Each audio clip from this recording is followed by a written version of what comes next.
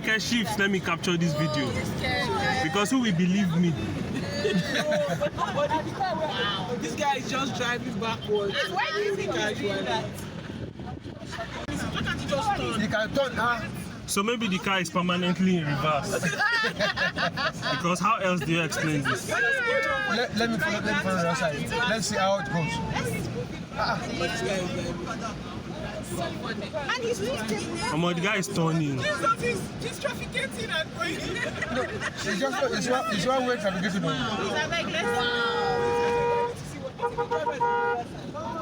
You know, say me and you they go through Shege. We're going to see the snap picture. You go to say, I hope he's 5-star living. Here's your daily reminder to drink water. Stay hydrated and mind only the business that pays you. Number one is you need desire. Desire is the starting point of all change. The most important question that you have to ask yourself in life is how badly do you want what you want? How badly do you want it? Or do you want it at all? You see, there's an awful lot of people who want an awful lot of things. But how badly do they want it? If you want it so badly, if you want it with tremendous intensity of desire, there's really nothing in the world that can stop you from getting it.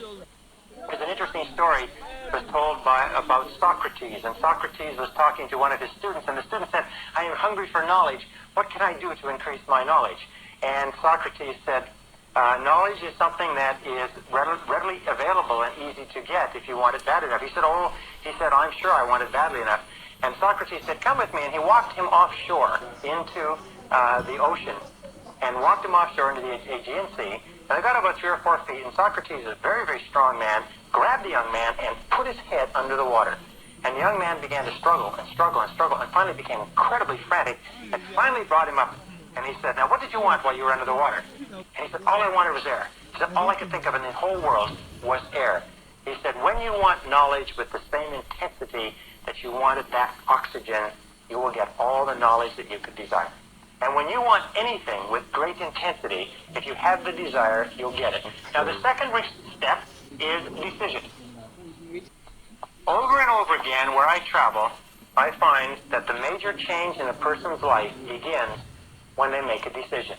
I also find that the great majority of people are incredibly indecisive, is that they're very reluctant to make decisions to cut off their options. They are very, very reluctant to make a commitment of any kind. And in not making a commitment, they just drift.